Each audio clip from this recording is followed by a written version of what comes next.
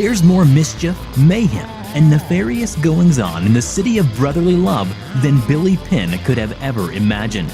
We've got it all here on the Twisted Philly podcast. True crime, haunted history, the coolest and creepiest places to visit. Welcome to Twisted Philly.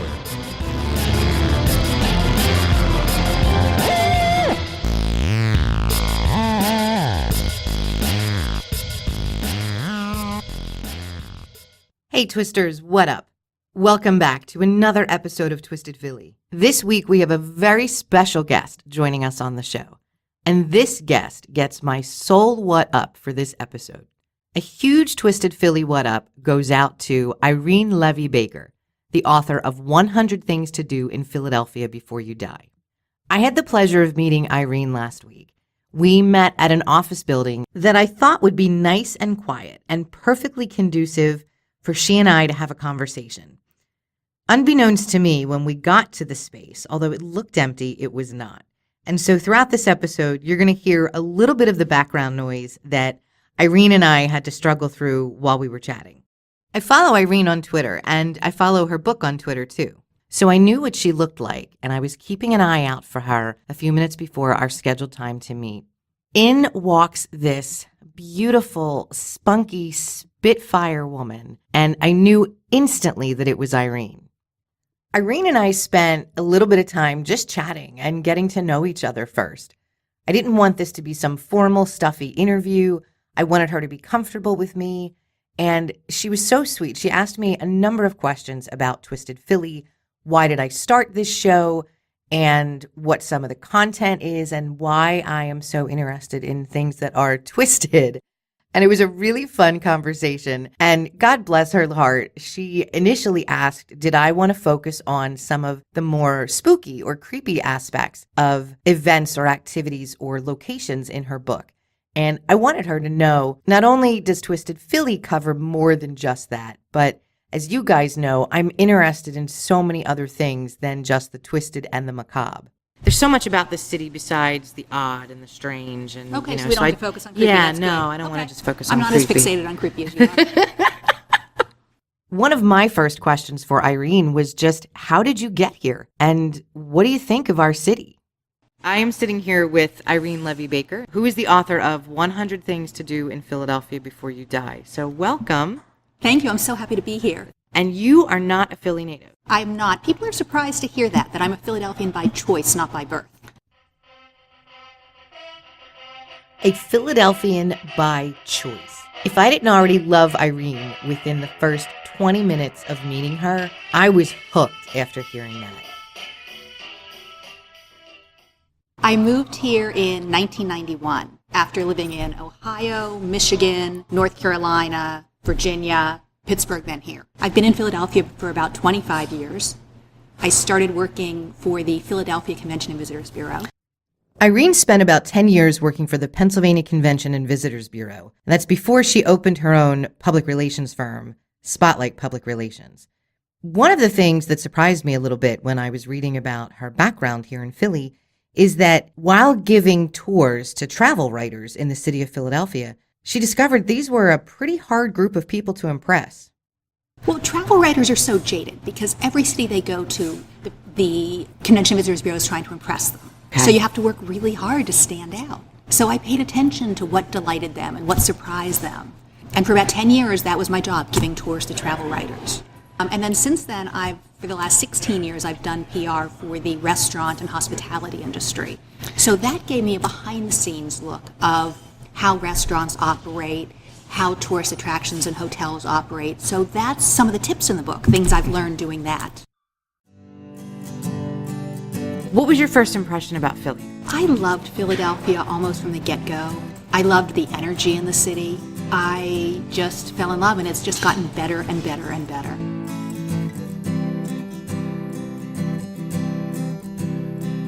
I've said this a few times already, but you're going to hear me say it again throughout my conversation with Irene. If I didn't know she wasn't a Philly native, I wouldn't believe that she wasn't. I wouldn't believe that she hasn't spent her entire life in this city. And certainly 25 years, like I mentioned earlier, is enough to make someone an honorary city native.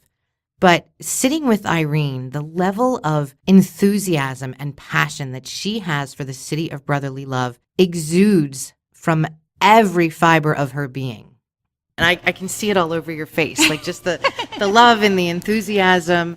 As a Philly native, when I found your book, it's like you aren't from here, but you are so ingrained in this city, and I can feel the passion through the book that you have for so many things about this city. Well, I think it's funny because most of my friends are Philly natives. Okay. And they call me to ask me where to go. Where should I take my mother-in-law? Or my 17-year-old niece is coming to town. Where should I take her? When you pick up a copy of Irene's book, 100 Things to Do in Philadelphia Before You Die, you're going to realize that this is not just a book for tourists. The book tells you that, right? So on the back cover, the synopsis of the book clearly states this is definitely for visitors, but it's also for die-hard locals. I went into the book expecting to know pretty much everything that was going to be in it. And shame on me because I didn't. Not only were there places that I knew of but was not as familiar with, there were also so many hidden gems that I didn't even realize existed in Philadelphia.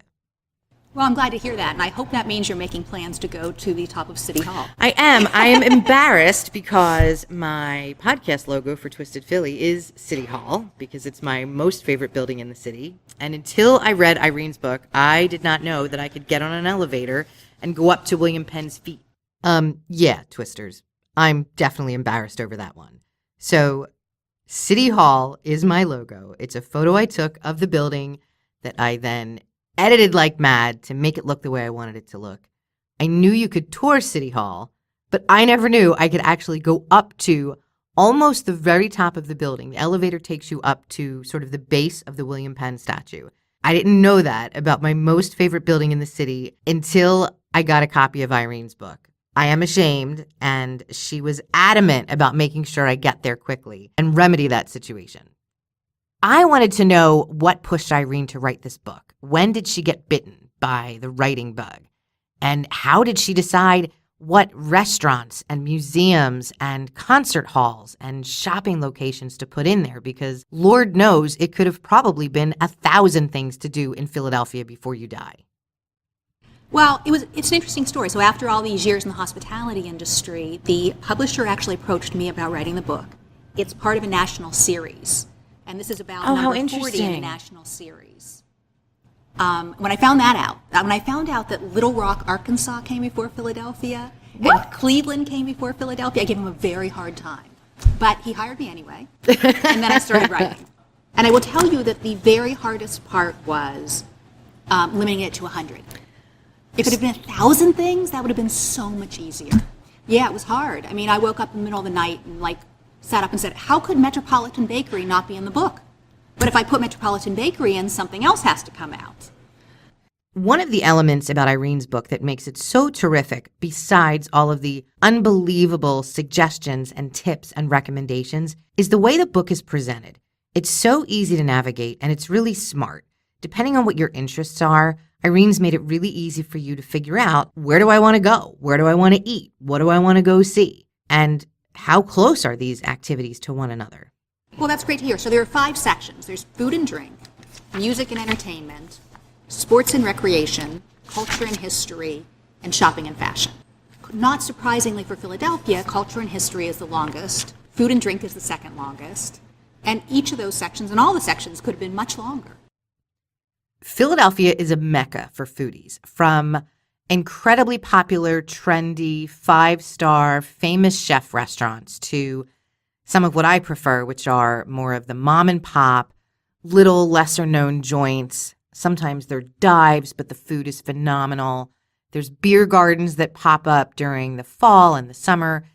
Philly's just an amazing place for food and drink. So that was one of the categories I wanted to start with. The first place that I had to talk to Irene about was Barbuzzo's.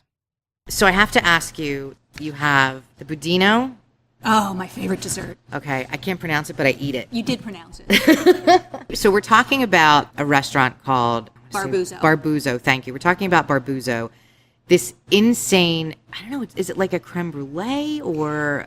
It's like a caramel, pudding, graham cracker, chocolate, like everything good you can find inside a half mason jar. And you just have to brace yourself to stop yourself from licking out the last parts. It's unbelievable. Yeah, it is unbelievable. They released a dessert this fall. I don't know if you saw it. I waited in line 45 minutes to get one. Oh my God, how did I know you did? Oh my did. God. So this was the cruffin. Yes. That was filled with the salted caramel pudding from the Budino. Now, which did you like better? Well, I didn't get down there. Oh. We had plans to go down. My daughter was all geared up for it. She was so excited, and she got sick. And like, I can't leave a sick kid at home just to go get a dessert. You're a good mom. You're a good mom. So you had the salted caramel cruffin. Yes, it was like, I guess, a profiterole on the outside. Okay. I have to tell you, and you'll be relieved to know, it was very good. But I still like the pudding texture in the half mason jar better. Okay. And I'm going to tell you something else. They do them takeout, so you can stop in and get them to go. So you can take one home to your daughter. So, yeah, Irene and I just had a moment over dessert. The Budino from Barbuzzo's. I will be posting links to the restaurant and to that amazing dessert, as well as pictures of the Budino cruffin that I never got. But yeah, two chicks sitting around talking about dessert. One of the things that was surprising to me in the section about food and drink was I didn't realize that we have some restaurants here that are operated by Top Chef winners from the Bravo series. Yes. So tell me a little bit about those. Well, Nick Elmy, who won Top Chef, he was at Lebec Finn before it closed. Okay. Then he went on to Rittenhouse Tavern in the Art Alliance building, and now he has his own place called Laurel in South Philly. And he just opened a bar next door called ITV. He's a really great guy, a young guy, very talented. And one of the things I share in the book is tips on how to get reservations at Philadelphia's trendiest restaurants, like Laurel. You can go on Open Table, and there's nothing between, say, 5 and 9. And that doesn't mean you can't eat there. There are lots of ways to get reservations at restaurants that seem impossible to get reservations at. So what do you do? All right, I'll give you one tip. Okay. Okay, I'll give you two tips. One is that when you go on Open Table, restaurants pay for the use of Open Table for every reservation that comes in. So they don't put every dining slot on Open Table. They know that they're going to fill up on a Saturday night between 6 and 8. Sure. So a lot of restaurants don't even make those available on Open Table. So if it's not available when you want it on a Saturday night, call. The other thing is lots of chefs will post on, follow them on Twitter and Facebook, the chef and the restaurant. Okay. Because when they have a cancellation, or if they have an opening that wasn't taken, the first thing they'll do is post it. And if you jump on that, you can that's get so reservations. smart. That's so smart. So simple. So simple, I hate to tell people because now I'll never get reservations. So anybody that's coming into Philly, or if you live in Philly and you want to get reservations at Laurel, Irene told you how to do it. So I don't want to hear any complaints if somebody can't get a reservation.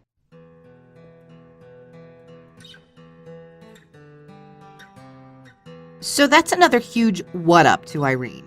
She just gave us two really simple ways to get reservations at restaurants that are really tough to get a table. And it makes sense. I don't know why I never thought of it. Maybe you guys thought of it. And that's what's so great about this book. So the way the book is set up, and not just in the section about food and drink, but every section, each individual page is a restaurant or a museum or a store or a park or a place to visit. And there's tips on every page about the best way to have the best experience wherever you're checking out. Now, as you all can probably guess, my favorite section of Irene's book is the history and culture section. You know I am an absolute freak when it comes to Philadelphia history, especially twisted history. But I had to admit there was at least one more spot that I didn't know about. I did not know we had a Ben Franklin museum. Really? I did not know that. All right, so that's second on your agenda. Yeah. So we've got the next 2 weekends booked for you. We do. Okay. So when's the last time that you've been there? What do you like about that? You know what? It really brings home the history in a way that families and kids can understand. Mm-hmm. It's hands-on. It's fun. I think it just makes it more palatable, more interesting. Yeah, I've been to his tombstone in Christchurch. which, everybody has the tradition of throwing the pennies, and now it's starting to cause an issue with the face of his stone. But I think that's one of the things that appealed to me so much about your book, is that you think about Philly and you think about history, and of course you think of Independence Hall and the Liberty Bell, and you of course mention those, but you go so much deeper, and you go to places that as a Philly native I hadn't even considered. For kids that don't love history as much as you do, that you have to drag to the Liberty Bell or the Chinese Friendship Gate, I do have a suggestion for how to get them to do that in a more willing manner. And that is, if you take them to Franklin Square, which is one of the 4 original squares, there is a mini golf there. And all the things that you play around. There aren't sand traps and streams. They are Philadelphia icons. So there's a mini Alfred's Alley, a mini Love statue, a mini Philadelphia Museum of Art Rocky Steps. And you putt-putt around them. So any kid who's ever been to the Jersey Shore who loves mini golf absolutely is going to love this. But go one more step. Have your kid take a picture of themselves in front of all of these things. And then you'll be surprised how excited they are to go to the real ones and take a second picture. Oh, that's brilliant. So take a picture in front of the Chinese Friendship Gate, and then have them take a picture of themselves in front of the real Chinese Friendship Gate. Well, I like it because it's a full day or many days. It's like a scavenger hunt in a way. And it's really good for little kids and even teenagers, because they'd rather be with their phone than with you. What Irene just shared with us is probably the best idea I've ever heard about a way to get kids excited about history, especially Philadelphia history. We've talked about Franklin Square before. It was one of the locations I brought up in the Christmas episode about the best places to go in Philly for lights and family events. And we also talked about the mini golf course during the Halloween episode. Whether you're local to Philly or you're coming in to visit with kids, her suggestion is brilliant. To go play mini golf with structures and representations of real Philadelphia icons and historical locations. Take their picture and then take them to see the real ones.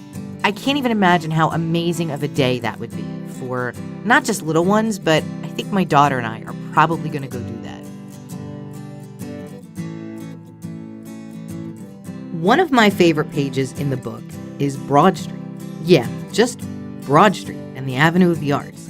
And when Irene and I were chatting, I think what I said to her was, you just get it. There is something about that street with the Arts Bank and so many theaters, plus the Urban League and the old Ritz-Carlton building and the views of City Hall that is the essence of Philadelphia. You'll notice on the front cover, the picture is South Broad Street, looking north at City Hall. Yeah. Which is pretty much my favorite view of Philadelphia.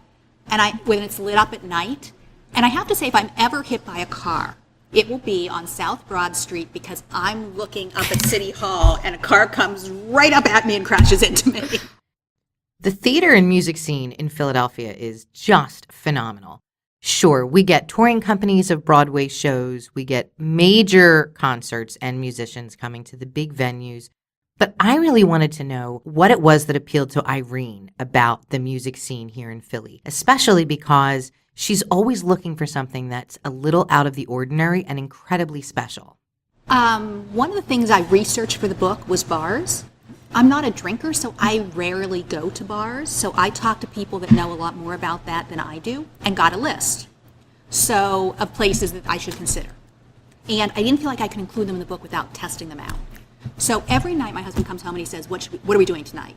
And I used to give him like one thing to do. Now I'll give him 3 things. I'll say, okay, well, this restaurant just opened. There's free yoga at the Dilworth Plaza, and there's a concert at the Kimmel Center. Which one do you want to do? So one night he came home and he said to me, what are we doing tonight? And I said, we're going bar hopping. And he's like, no, really? I'm like, really? We're going bar hopping. So we spent several weeks going to 3 bars a night, trying out all these bars. And the one thing I discovered that I never had done before was jazz bars. Great places like Chris's Jazz Cafe, which is so small that you have dinner and you're up close and personal with the musicians. It's fabulous. South on North Broad Street, ironically, has upscale Southern cuisine, a great atmosphere, great music. And the Bynum brothers who own it have another jazz bar called Warm Daddies on Columbus Boulevard. Oh, yeah. And And then there's a little dive on South Street called Bob and Barbara's. I've never been there. Well, they have a citywide special, which is PBR and a shot of Jim Beam. And they have musicians playing jazz, and the musicians must be, 150 years old. Some of these live music places were new to me and exciting, and now I get it. Now I frequent these places. I'm a big fan of the jazz music scene too, and I had an opportunity to share with Irene something that she didn't know, and that was to tell her about the Orrin Evans Trio, which is a phenomenal jazz group. Orrin is an incredible jazz performer, songwriter. They play not only in Philly, but in New York City, as well as internationally. Now, there's another spot that is a favorite of Irene's that she and I had been talking about a little bit in email before we met, and that's McGillin's Old Ale House. There's another bar I really like called McGillin's Old Ale House. Yes, and you had emailed me a bit about that. So let's talk about McGillin's. McGillin's is the oldest continuously operating tavern in Philadelphia, and one of the oldest in the country. It opened in 1860, which is the year Abe Lincoln was elected president. Ma and Pa McGillin, two Irish immigrants, ran it. They raised their 13 children upstairs. When Pa died, Ma continued to run it by herself, and she was tough. She had a list of people that weren't allowed in, including her own father. She ran it through Prohibition by serving tea upstairs and survived Prohibition. Eventually, in her 90s, she ran it by herself. When she died, her daughter Mercedes sold it to two brothers, the Spaniak brothers. They ran it, and eventually they sold it to their daughter and son-in-law, who still run it today with their son. So in 157 years, it's been in two families. If you go today, there's a lot of Philadelphia history on the walls. Old signs from Philadelphia icons like Strawbridge's, Litt Brothers, Lebec Finn. It's a really special place. They have great comfort food, including, here's your tip, each thing on the book comes with a tip, free soup at lunch. And I have to say the age of the patron gets younger as the night gets older. Oh, okay. A lot of business people during the day gets a lot younger late at night. Okay.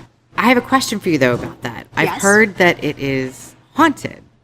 Well, Or rumored to be haunted. The New Jersey Paranormal Society actually spent the night in McGillin's, and they got a picture of a lady in white reflected in the mirror. The folks at McGillin's do have a picture of that.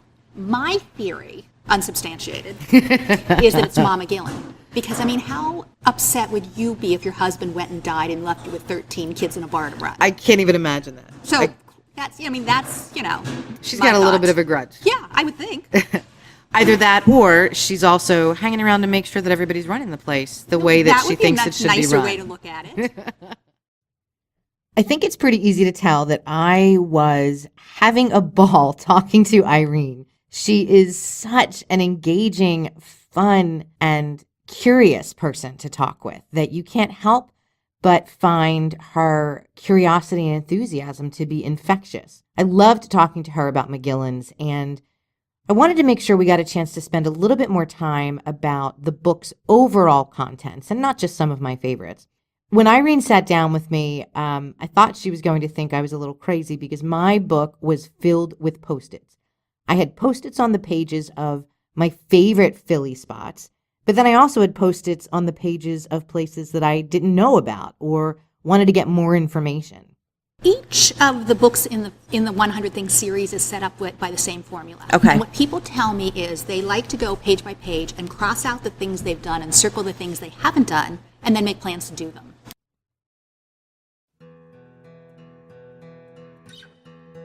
So there are 5 sections in the book. Each page is dedicated to one Philly hotspot, whether it's a restaurant, a museum, a sporting arena, or even something like running up the steps at the art museum like Rocky did.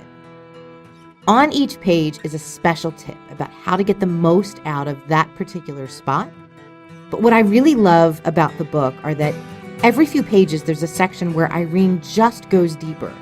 For example, she mentions a few of the Philly outdoor art sculptures, and then there's a few pages that really take you through each and every one of them and how you can stroll past them, where they're located, and we had a really good time talking about that section of the book. The thing I like about the clothespin is it looks really mundane. It's at 15th and Market, by the way.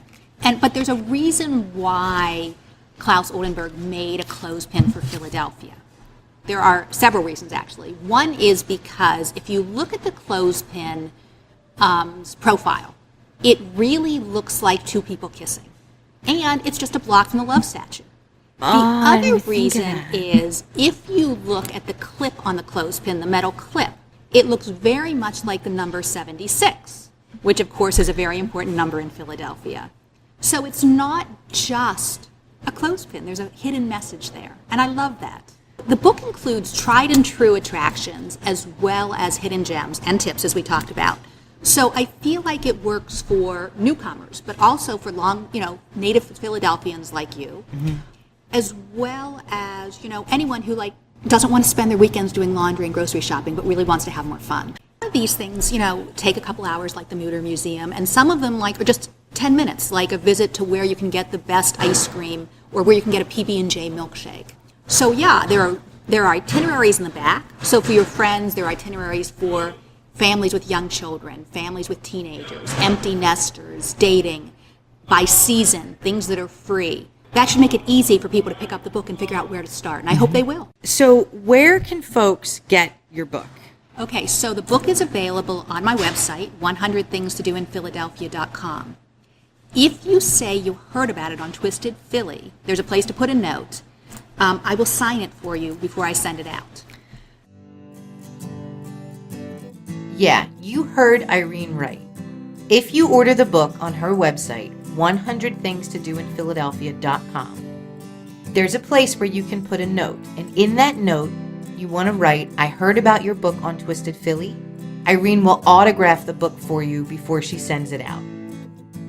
So instead of shopping at Barnes & Noble or another retailer, shop online on Irene's website. Again, that's 100thingstodoinphiladelphia.com. And instead of buying a regular old version at a bookstore, you're going to get an autographed copy.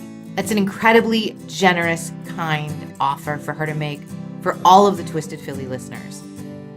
I know I could have spent even more time with Irene talking about her favorite spots in Philly, as well as the book 100 Things to Do in Philadelphia Before You Die. But we couldn't cover everything in the book because we want you to get out and get a copy for yourself.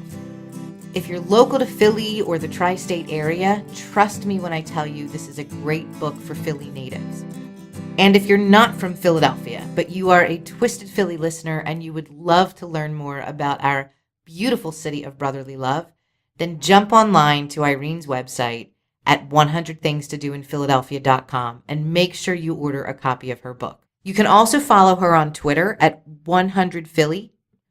I want to offer a huge thank you to Irene Levy Baker for spending so much time with me this week. It was an absolute pleasure to sit down with her to get her perspective on this city and get to know her a little bit. That's it from me. Ciao for now, Twisters.